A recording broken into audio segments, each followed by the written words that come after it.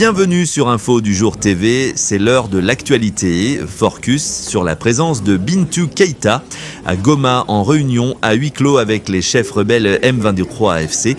Bilan une année du gouvernement Judith Suminwa et autres sujets brûlants que vous allez découvrir dans cette édition. Rencontre choc à Goma, l'ONU face à la rébellion, c'est du jamais vu. En pleine zone de guerre à Goma, ce vendredi 13 juin 2025, une scène digne d'un film d'espionnage s'est déroulée sous haute sécurité.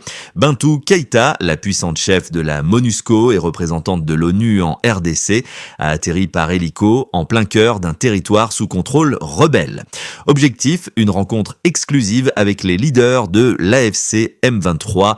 Oui, les mêmes qui ont pris Goma d'assaut en janvier dernier. Une réunion tenue secrète jusqu'à la dernière minute et révélée au grand jour ce matin. Une entrevue explosive qui a réuni Corneille Nangaa, président de l'AFC, et Bertrand Bizimois, au cadre du M23, deux figures très controversées de la scène politico-militaire congolaise. Mais que cache réellement cette rencontre ? Officiellement, il s'agirait de parler de la protection des civils, mais entre les lignes, beaucoup y voient un message. La MONUSCO veut éviter l'escalade, même si cela signifie parler avec ceux qu'on accusait hier encore de crimes de guerre, et tout cela alors que la MONUSCO est en pleine phase de retrait du pays. Alors la vraie question est là, est-ce une tentative de paix ou une reddition diplomatique ? L'ONU est-elle en train de normaliser la présence des rebelles ? Une chose est sûre, ce face-à-face est une première et il risque de tout changer dans la crise de l'Est. Pendant que les populations civiles vivent dans la peur, les tractations de coulisses prennent une nouvelle tournure. Un an de règne pour Judith Suminwa, promesse brisée, RDC en crise. Catastrophe ou espoir. Le 12 juin 2025 marque un tournant, un an jour pour jour depuis l'arrivée tonitruante de Judith Suminwa à la tête du gouvernement congolais. Une femme, un plan, 6 piliers pour transformer la RDC. Mais qu'en reste-t-il ? Bilan amer pour certains, défense passionnée pour d'autres. Une promesse en 6 temps.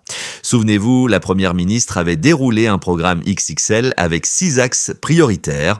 Une économie compétitive pour créer de l'emploi, une sécurité totale sur tout le territoire. Des routes, des réseaux, une connectivité nationale, l'accès aux services sociaux de base, le renforcement des capacités humaines, une écologie responsable face au changement climatique. Un an plus tard, qu'en est-il vraiment pour la majorité ? Le pays va mieux. Du côté du pouvoir, le discours est clair. On avance. Stabilité du taux de change, regain diplomatique, accalmie relative dans l'Est. C'est ce que clame Eliezer Ntambwe de l'Union Sacrée. Le programme est quinquennal. Tous les résultats ne sont pas encore visibles, mais la base est là. Optimisme ou aveuglement pour l'opposition. Une désillusion totale. Prince épanche de la Mouka explose face caméra. C'est un désastre. 0 emploi créé, les prix flambent, les ménages suffoquent, le chômage explose. Judith Suminwa a échoué sur toute la ligne. Il parle d'un pays qui s'enfonce dans la misère, où le pouvoir d'achat s'effondre et où les belles paroles n'ont produit que du vent. Pour la société civile, entre espoir et désillusion, Jonas Tchiombela, figure respectée, tempère. Oui, il y a des avancées macroéconomiques, mais sur l'emploi, la sécurité et le social, les résultats sont encore trop faibles. Le fossé entre les discours et la réalité est énorme. Situation sécuritaire, le drame continue pendant que Kinshasa débat, le Sud Kivu souffre dans l'indifférence. 600 000 déplacés fuyant les combats entre FARDC, Ouazalando, M23, Red Tabara vivent dans des conditions inhumaines. Pas d'aide, pas d'espoir. Des enfants dorment dans la brousse, des femmes accouchent sans assistance, des villages entiers sont oubliés, dénonce l'administrateur Sami Kalonji. Drame sanitaire dans le Grand Kassa.